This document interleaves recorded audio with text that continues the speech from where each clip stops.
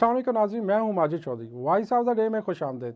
नाज़रीन, आज हम बात करेंगे इमरान खान और सियासी पार्टियों के हवाले। नाज़रीन, जैसा कि माजी में हम देखते हैं कि इमरान खान की ज़ात को तनकीद का निशाना बनाया गया और ख़ास तौर पे ये कहा जाता रहा कि इमरान खान यहूदी एजेंट है, इमरान खान नौजवान नस्ल को गुमराह कर रहा है, और आज भी यही बयानिया मार्केट में फ़रोख्त हो रहा है। और इसी के साथ साथ नाजरीन, हमने माजी में तमाम सियासी पार्टियों को बशमूल नून लीग, पीपल्स पार्टी और PDM के प्लेटफार्म में जितनी पार्टियां इकट्ठी थीं, उन्होंने एक ही बात की कि इमरान खान जेल में 2 दिन से ज़्यादा नहीं गुजार सकते, और उनके ऊपर मंशियात के हवाले से, कोकीन के हवाले से काफ़ी इल्ज़ाम लगाए गए। और आज जब हमने देखा तो इमरान खान एक मरतबा फिर डट के खड़ा है, और आवाम के अंदर, जो लोगों के अंदर उसकी पजीराई है और मकबूलियत है, वो दिन ब दिन बढ़ती जा रही है। इसके पीछे क्या अवामल है? तमाम इदारे और सियासी पार्टियां, क्या वो इस वक्त बेबस हो चुकी हैं?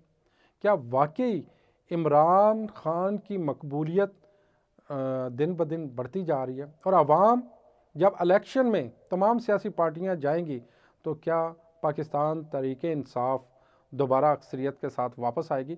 उसी के साथ साथ ये भी बात ज़रूर हम कहते चलें कि जिस तरह माजी में तमाम सियासी पार्टियां, जिस तरह हम देखते हैं जरदारी साहब ने, आसफ जरदारी साहब ने एक तवील जेल जो है वो काटी। उसके अलावा नवाज शरीफ साहब भी काफ़ी मरतबा जेल की हवा उन्हें खानी पड़ी। और इसके साथ अभी पाकिस्तान तहरीक इंसाफ के जो चेयरमैन साहब हैं, वो अडियाला जेल के अंदर बंद है। क्या सदारत या प्राइम मिनिस्टर की जो कुर्सी है उसके लिए जेल जाना ज़रूरी है? क्योंकि हमने देखा कि जो ही किसी सियासी पार्टी का लीडर 2-3 साल या 1 साल उसने अगर जेल के अंदर गुजारे, तो उसके बाद वो डायरेक्टली आके हुक्मरानी की जो कुर्सी है उसके ऊपर विराजमान हो जाता है। क्या हम ये तवक्को कर सकते हैं कि आने वाले वक्त में इमरान खान साहब भी दोबारा इक़्तिदार के अंदर आ सकते हैं? तो नाज़रीन, ये जो बयानिया दिया गया था, एक मरतबा इमरान खान ने इस बयानिए को फिर से दफन कर दिया। हम जितनी कोशिश कर रहे हैं, हम जितनी बात करते हैं, लेकिन लोगों में उसकी मकबूलियत दिन ब दिन बढ़ती जा रही है। आज हम इससे ऊपर भी बात करेंगे। पाकिस्तान में जो सियासी पार्टियाँ, ख़ास तौर पे जितनी भी सियासी पार्टियाँ, सियासी पार्टियों का जो सियासी ढांचा है वो इस तरह क्यों मजबूत नहीं हो सका जिस तरह बाकी ममालिक, हम एशिया के अंदर ही, ख़ास तौर पे हमारे नेबरहुड में, जिससे हम अपना मुकाबला भी करते हैं हर लिहाज से, दिफाई लिहाज से भी और बाकी मैदान में भी, इंडिया की बात करते हैं, तो वहाँ पे एक मजबूत जमहूरी सिस्टम है जो अरसा दराज से चल रहा है। उसी के साथ साथ हम जब बांग्लादेश की बात करते हैं तो वहाँ पे भी हमें ऐसा ही नज़र आता है, सिवाय श्रीलंका और पाकिस्तान। ये हम समझते हैं कि दोनों में अभी तकरीबन वो एक जैसा जो है ना वो तसलसल है। अब जब ये सियासी ढांचे की बात करते हैं तो आज तक जो सियासी ढांचा है वो मखलूत ढांचा है।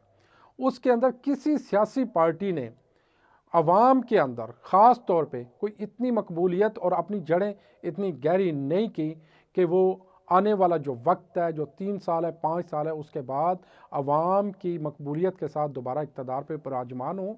लेकिन हमने ये देखा कि मौजूदा इमरान खान साहब जो इस वक्त पॉपुलैरिटी की हद को छू रहे हैं और तमाम मकतबा फ़िक्र में वो एक नुमायाँ उभर कर दोबारा से वो उनकी शख्सियत को, जो ही हमने उनके ऊपर किरदार कशी और बाकी चीज़ें भी मुख्तलिफ़ पार्टियों ने बताया कि ये लोगों के घर तोड़ता है, ये बच्चों को गुमराह करता है, और भी इल्ज़ामात लगाते, लेकिन वो तमाम बयानियाँ दफन होते गए।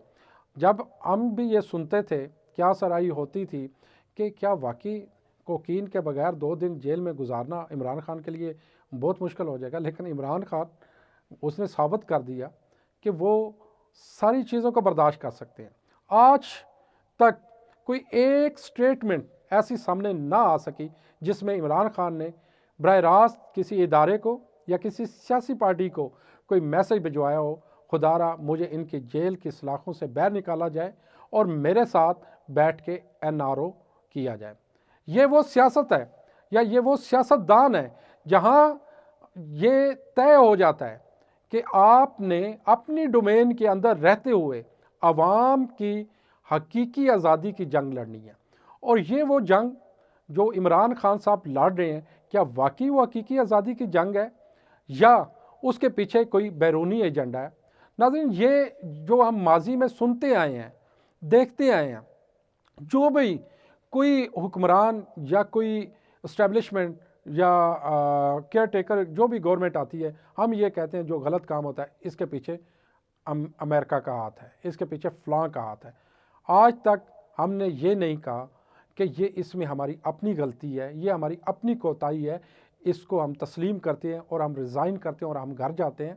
और आने वाला जो वक्त है, जो आने वाला वक्त है, वो यकीनन वो बहुत बेहतर वक्त होगा। मैं ये समझता हूँ कि आज जो नौजवान नस्ल है, इमरान खान ने कुछ भी नहीं किया, लेकिन उसके अंदर एक शऊर उजागर करके वो चले गए या जेल के पीछे बैठे हैं। अगर कल इक़्तिदार में इमरान खान आता है या नहीं आता, लेकिन पब्लिक के अंदर जो अवेयरनेस है, इसके पीछे डेफिनेटली इमरान खान का हाथ है। आज हम ये कहने से कभी भी नहीं डरते कि इमरान खान, उसकी कोताहियाँ हो सकती हैं, उसकी गलत पॉलिसियाँ हो सकती हैं, लेकिन लोगों के अंदर शऊर उसने ज़रूर दिया। ये जो नस्ल दर नस्ल, ये जो सियासी पार्टियाँ, पहले उनके कायदीन उसके ऊपर बराजमान होते हैं, फिर उनकी औलादें उसके ऊपर आके बैठ जाती हैं। यही हम देख रहे हैं कि नून लीग में भी ऐसा ही है, पीपल्स पार्टी में भी ऐसा है, और बाकी जमातें भी, अक्सरियती जमातें ऐसी हैं कि वो अपने बच्चों को और अपनी फैमिली को तरजीह देती हैं। वो ये नहीं चाहती कि कोई आम सियासी वर्कर जिसकी 20 साल की, 25 साल की, 30 साल की उस सियासी पार्टी के लिए जदोजहद है, जिसने मारे खाई, जिसने ना दिन देखा ना रात देखा, वहाँ पे उसके साथ उसकी कुर्बानियाँ शामिल हैं। लेकिन उसके बावजूद जब इक़्तिदार की बंदर बांट होती है, तो वहाँ पे अपने इर्द गिर्द अपने खूनी रिश्तों को सबसे पहले मुकद्दस जाना जाता है। क्या पाकिस्तान के अंदर जो सियासी ढांचा है वो तकरीबन मफलूज होकर रह गया? हम ये देखते हैं कि इंडिया में सिवाय कांग्रेस के, उसमें कोई थोड़ा सा ये है कि वहाँ पे जो पार्टियाँ हैं कांग्रेस के हवाले से, अभी वो सोनिया गांधी और राहुल गांधी वहाँ पे उस पार्टी को लीड कर रहे हैं, लेकिन बाकी जितनी भी पार्टियाँ इक़्तिदार के अंदर आती हैं, तो उनमें हर टेन्योर के अंदर एक डिफरेंट वज़ीर आज़म मुंतखब होकर आता है और वही इक़्तिदार की कुर्सी के ऊपर बराजमान होता है। क्या नून लीग के पास नवाज शरीफ के अलावा कोई और शख्सियत नहीं क्योंकि वो इस वक्त प्राइम मिनिस्टर की दौड़ में शामिल हो सके? कोई ऐसा काबिल आदमी नहीं, कोई ऐसा पुराना वर्कर नहीं? क्या ये वाकई पार्टी के अंदर जो इतनी बड़ी पार्टी है, जो कहा जा रहा है कि पाकिस्तान की सबसे बड़ी पार्टी है, क्या उसके अंदर चौथी मरतबा भी नवाज शरीफ के अलावा कोई ऐसा अहल आदमी नहीं कि जो उस इक़्तिदार की कुर्सी पे आके बैठ सके और आवाम के जो फ़ैसले हैं वो आवाम की तवक्कुआत के ऊपर जो है ना वो पूरे करे? नाज़रीन, यहाँ पे हम इदारों की भी बात करते हैं। इदारे अगर 3 साल 4 साल एक पॉलिसी को लेके चलते हैं, तो उसके बाद उसका तसलसल टूट जाता है। जो आने वाली जो भी नई मैनेजमेंट होती है, तो वो एक अपनी जो है ना पॉलिसी लेके आती है। तो इसमें पाकिस्तान का बहुत ज़्यादा नुकसान हो रहा है और पाकिस्तान के जो वासी हैं वो इस वक्त वो इन बातों को समझते हैं। उनके अंदर एक बड़ी बेचैनी है, एक बड़ा कर्ब है। वो ये सोच रहे हैं कि पाकिस्तान कहाँ पे जा रहा है। पाकिस्तान में आपने लास्ट 2 ईयर से आप देख रहे हैं कि मैक्सिमम हमारे पढ़े लिखे वो टैलेंट जो इस कौम और मुल्क की तरक्की में बड़ा किरदार अदा कर सकते थे, वो मुल्क से तकरीबन बाहर जा चुके हैं या बाहर जाने की तैयारी में हैं। अगर यही हाल रहा तो इस मुल्क में जो रहने वाले लोग हैं वो क्या करेंगे? उनका ज़रिया मुआश क्या होगा? जब आप अपने टैलेंट को अपने हाथों से ज़ाया कर देंगे, वहाँ पे उस कुर्सी के ऊपर आप ऐसे नाअहल लोगों को बिठाएंगे जिनके पास ना विजन है, जिनके पास ना कुछ करने का कुछ ऐसा फार्मूला है कि जिससे वो रातों रात इस पाकिस्तान की तकदीर को बदल सके। क्योंकि हमने ये देखा कि 35-40 ईयर के अंदर हम ये देखते आए, ये सुनते आए, जो भी जमात आई कि पीछे अपोजिशन जो सबका गवर्नमेंट थी वो ख़जाना खाली करके गई, ख़जाना खाली पड़ा हुआ है। हम आएंगे तो हम इक़्तिदार के अंदर तब्दीली लेके आएंगे, हम आवाम की तवक्कुआत पे पूरा उतरेंगे, हम रोटी सस्ती करेंगे, हम चीनी सस्ती करेंगे, हम आटा सस्ता करेंगे, हम बाकी चीज़ें भी सब्ज़ियाँ जो है वो सस्ती करेंगे। लेकिन जो वो इक़्तिदार पे आके बराजमान होते हैं तो वो इन सारी चीज़ों को वो भूल जाते हैं। वो कहते हैं कि हमारी ये मजबूरी है, ये IMF के साथ हमने मुआहदा किया हुआ, जो लास्ट गवर्नमेंट थी वो मुआहदा करके गई, अब मजबूर है, हम उसके मुताबिक ये महंगाई करेंगे और हम इससे बाहर नहीं आ सकते। जब आप अपोजिशन के अंदर 4 साल 5 साल गुजारते हैं तो आपकी स्टडी क्या होती है? आपने हेल्थ के ऊपर क्या स्टडी करके रखी है कि जो हेल्थ के अंदर जो खामियां हैं, जब आप इक़्तिदार की कुर्सी के ऊपर विराजमान होंगे तो वो किस तरीके से आप दूर कर सकते हैं? जो एजुकेशन के अंदर जो सिस्टम के अंदर जो खामियां हैं उसको कैसे आपने दूर करना है? आपने कौन सा ऐसी शख्सियत को मुंतखब करके रखा होता है कि ये एजुकेशन का मिनिस्टर होगा और ये एजुकेशन के अंदर इनकलाब लेके आएगा? इसी तरह बाकी तबकों की भी हम बात करते हैं तो लेकिन यहाँ पे कोई विजन नहीं है, यहाँ पे कोई ऐसा फार्मूला नहीं। पाकिस्तान में तमाम सियासी पार्टियाँ बशमूल जितनी भी सियासी पार्टियाँ हैं जहाँ पे टिकट फ़रोख्त किए जाते हैं, पैसों के एवज़ टिकट दिया जाते हैं, जिसके पास जितना पैसा है उसको उतना टिकट दे दिया जाता है, उतनी अच्छी पोस्ट दे दी जाती है। लेकिन एक गरीब आदमी जो विजनरी है, जो एक आम आदमी है, जो इसके पास विजन भी है, जो कुछ करने का इरादा भी रखता है, जो मुल्क के लिए दर्द भी रखता है, वो कभी भी पाकिस्तान की सियासत में आगे नहीं आ सकता। यही वजह है कि आज ये पाकिस्तान इस नैच के ऊपर पहुंच गया। और पाकिस्तान की ये तब्दीली, ये जो हकीकी तब्दीली है, ये कौन सी सियासी जमात लेके आएगी? जिस तरह इमरान खान साहब के हवाले से भी कहा जाता था कि ये गरीबों की पार्टी है, ये आम आदमी की पार्टी है, ये वो पढ़े लिखे लोगों की पार्टी है, ये इनकलाब बर्पा करेगी। इमरान खान साहब ने काम तो किया, लेकिन जिस तरीके से उन्हें काम करना चाहिए था, जिस तरह आम लोगों को आगे लेके आना चाहिए, उन्होंने भी ऐसा ही किया कि उन शख्सियात को आगे लेके आए जो वक्त आने पे सबसे पहले उन्होंने इमरान खान साहब का साथ छोड़ा। इसी तरह बाकी जो सियासी पार्टियाँ वो अपने पैसे इन्वेस्ट करती हैं और लोगों को टिकट फ़रोख्त करती हैं, इक़्तिदार में इन्वेस्ट करके आती हैं। जो ही वो इक़्तिदार के ऊपर विराजमान होती हैं तो वो सबसे पहले उनकी ये कोशिश होती है कि जो हमारा पैसा यहाँ पे इन्वेस्ट हुआ है इसको सबसे पहले निकाला जाए। किस सूरत में निकालेंगे? कोई उसको जो है वो ट्रेड के ज़रिए निकाला जाता है, कमीशन वसूल किए जाते हैं और कुछ और करप्शन के जो है ना वो इसमें काफ़ी स्टोरी। पाकिस्तान के जो सियासी ढांचा है इसको रिफ़ाइन करने की ज़रूरत है, इसके अंदर अमेंडमेंट करने की ज़रूरत है कि पाकिस्तान में एक आम आदमी कैंपेन को, जो सियासी कैंपेन है उसको चला सके बग़ैर पैसों के। जो पब्लिसिटी है, जो ये बड़े बड़े हम इवेंट करते हैं, इसके ऊपर पाबंदी लगानी चाहिए कि वहाँ पे खाने पीने और कुछ भी ऐसे इंतज़ामात नहीं होने चाहिए जहाँ पे आम आदमी या एक आम पार्टी जिसके पास वसाइल नहीं है वो उसमें शिरकत करें। और जब हम कंपेयर करते हैं उस मालदार पार्टी के हवाले से तो सारे लोग डेफिनेटली पाकिस्तान में गुर्बत बहुत ज़्यादा है और लोगों के पास एजुकेशन भी नहीं है, तो लोगों का रुझान वहीं पे होता है जहाँ पे उनको खाना भी मिलता है, जहाँ पे कुछ ऐसे इवेंट्स भी होते हैं वो वहाँ पे जाते हैं और इंटरटेन भी वहाँ से डेफिनेटली वो महसूस होते हैं। तो इस कल्चर को चेंज करने की ज़रूरत है और जो सियासी ढांचा है, जो सियासी वर्कर है, उसके अंदर भी तब्दीली लेके आने की ज़रूरत है कि जो सियासी वर्कर हैं जिन्होंने 20-20 30-30 साल की जद्दोजहद की, उनको वहीं के वहीं छोड़ दिया जाता है। जब उनकी फैमिली के साथ हादसात होते हैं कोई पूछने वाला उनको नहीं होता।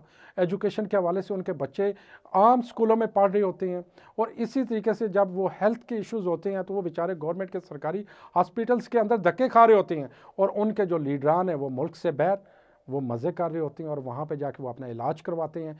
और उनको अगर कोई थोड़ी सी भी कोई ऐसी वबा या बीमारी लगती है तो वो कहते हैं कि हमारा लंदन में होगा, USA में होगा। बड़े बड़े हॉस्पिटल्स में जाके पाकिस्तान का जो स्ट्रक्चर है उसको तकरीबन हमने मफलूज करके रख दिया। आज जो ये इलेक्शन होने जा रहे हैं, इस इलेक्शन में ये ज़रूर होना चाहिए जो विजन है उसकी जीत होनी चाहिए, जो एक आम आदमी है उसकी सोच की तर्जमानी होनी चाहिए कि ये जो महंगाई है, जो पेट्रोल का बम है, ये जो रोज़मर्रा की चीज़ें महंगी है, जो आपके इलेक्ट्रिसिटी के बिल, जो कोई आदमी भी पाकिस्तान का जो मिडिल क्लास है, आम लोअर मिडिल क्लास तबका है, वो इसको नहीं पे कर सकता। उसकी इस्तात से ये बहर हो चुकी हैं चीज़ें। इसके ऊपर ज़रूर सोचना चाहिए। जब आप इलेक्शन में वोट डालने जाते हैं तो इन चीज़ों को मद्देनज़र रख के आप वोट डालें और ये बरादरीज़म और लोगों की शख्सियत से हट के आप वोट को कास्ट करें। और ये उन जो आपके पास जितने भी पॉलिटिशियन आते हैं जो वोट मांगने आते हैं, आप उनसे पूछें कि आपका विजन क्या है, आप हमारे इलाके में क्या कर सकते हैं, यहाँ पे स्कूल नहीं है, आप बताएं इसके ऊपर आपका क्या विजन है, आप हमें इन रिटर्न दें, आप अपना विजन हमें बताएं, उसके बाद उनको वोट दें। ना कि आप कहें कि ये फ़लाँ बरादरी से है, ये हमारा फ़लाँ बरादरी से है, उसकी बिना पे उनको वोट कास्ट किए। जब तक ये सिस्टम आप चेंज नहीं करेंगे उस वक्त तक पाकिस्तान के अंदर कोई तब्दीली नहीं आ सकती। इसी तरह जो महरूम तबका है वो नस्ल दर नस्ल महरूम रहेगा, जो अमीर तबका है वो दिन ब दिन अमीर होता रहेगा, क्योंकि उन्होंने जो भी पॉलिसियाँ बनानी है वो अपने मफाद के लिए बनानी है, और जो भी आइन के अंदर अमेंडमेंट होगी वो उनके अपने मफादात को प्रोटेक्ट करेगी। वो गरीब आदमी के मफाद को कभी प्रोटेक्ट नहीं कर सकता। आज तक किसी ने सोचा कि वो जो बेचारा गरीब किसान जो 2 वक्त की रोटी से भी तंग है, वो पूरा साल मेहनत करता है, वहाँ पे हल चलाता है, वहाँ पे वो खून पसीना बहाता है, लेकिन जब वो काश्त करके जब वहाँ पे जब फसल तैयार होती है तो फसल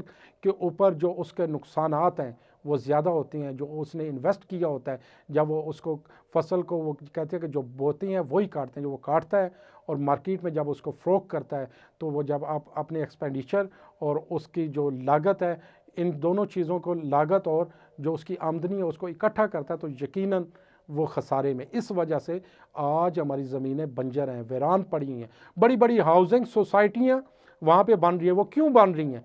क्योंकि एग्रीकल्चर के अंदर लोगों का प्रॉफिट गायब हो चुका है, लोगों को सस्ती चीज़ें नहीं प्रोवाइड हो रही, वहाँ पे खाद महंगी है, वहाँ पे आपका डीजल महंगा है, वहाँ पे आपकी मशीनरी महंगी है। एग्रीकल्चर की पूरी दुनिया के अंदर जो प्रमोट किया जाता है, बल्कि फ्री ऑफ कास्ट उन्हें चीज़ें प्रोवाइड की जाती। बड़े बड़े कंट्री जिस तरह हम कनाडा को देखते हैं और बाकी ऐसे कंट्री है कि वहाँ पे लोगों को मोबिलाइज़ किया जाता है कि जो एग्रीकल्चर के अंदर आता है उसको तमाम सहूलियात दी जाएंगी। लेकिन पाकिस्तान में बदकिस्मती से किसान को ऐसी चक्की के नीचे पीसा जा रहा है कि जो प्रॉफिट है वो एलीट क्लास, वो ताजर ले जाती हैं, और वो बेचारा पूरी साल मेहनत करके बड़ी मुश्किल से 2 वक्त की रोटी और वो जो गंदम है वो इकट्ठी कर पाता है। पाकिस्तान में गंदम का फुकदान है, चीनी का फुकदान है। आने वाला जो वक्त है, अभी लिहाज से हम वैसे ही एक अलर्ट पे हैं, अगर ये पानी के ज़ख़ायर भी कम हो गए तो हमारी ये एग्रीकल्चर भी तकरीबन तबाह हो जाएगी।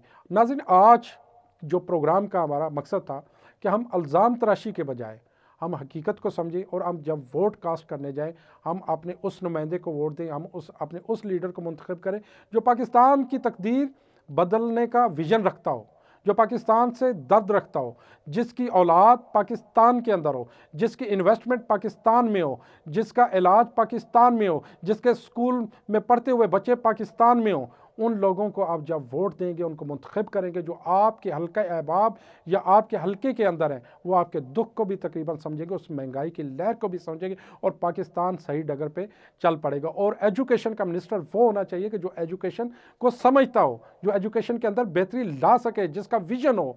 और इसी तरीके हेल्थ का मिनिस्टर वो होना चाहिए कि जो हेल्थ के शोबे को समझता हो और हेल्थ के अंदर कोई इनकलाब लेके आ सके। और इसी तरह रेलवे का वो मिनिस्टर होना चाहिए कि जो रेलवे डिपार्टमेंट को समझता हो, जिसकी उसके ऊपर रिसर्च हो, जो वो ये समझ सके कि इस जो डूबती हुई कश्ती है इसको किस तरह बैर साहिल पे लेके आना है। और इसी तरीके से जो PIA का जो आप मिनिस्टर लगाने जाते हैं तो उसका एक्सपीरियंस उसके हवाले से ज़रूर होना चाहिए, ताकि उसके जो एक्सपेंस है उसको वो कम करे, उसको उसके अंदर बेहतरी लेके आए, उसके अंदर इन्वेस्टमेंट लेके आए। तो ऐसे इदारों को आप आगे लेके जाएं। और इसी तरह स्टील मिल जो काफ़ी अरसा से दिवालिया पड़ी हुई है, बल्कि दिवालिया होने के करीब है, कभी हम सोचते हैं कि इसका ऑक्शन किया जा रहा है, सेल कर दिया जा रहा है, मुख्तलिफ जो है ना अफवाहें जो है ना वो मार्केट में गर्दिश करती हैं और यूनियन साजी वो उसके आड़े हाथों आ जाती है। तो इसके ऊपर काम करने की ज़रूरत है। ऐसे लोगों को आगे लेके आएँ, ऐसे लोग मिनिस्टर बने कि जो उस इदारे को आगे लेके जाएँ। जब वो 3 साल 4 साल या 5 साल के बाद उस इदारे को छोड़ें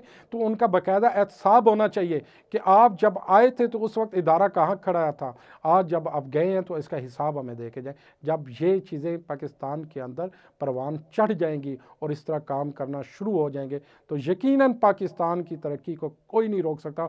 और एशिया के अंदर, ख़ास तौर पे जनूबी एशिया के अंदर पाकिस्तान का ये जो खित्ता है ये बड़ा ही ज़रखेज़ खित्ता है और यहाँ पे टैलेंट की कोई कमी नहीं। जब आप दुनिया में कहीं भी जाते हैं, बाहर ममालिक में जब हम जाते हैं तो हम वहाँ पे मेहनत भी करते हैं और अपना लोहा मनवाते हैं, लेकिन पाकिस्तान के अंदर बदकिस्मती से हमें नस्ल दर नस्ल निचोड़ा जा रहा है।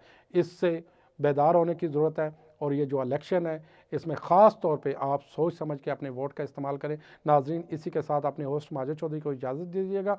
नेक्स्ट प्रोग्राम में एक नए टॉपिक के साथ इंशाल्लाह फिर हाज़िर होंगे। तब तक अल्लाह हाफ़िज़।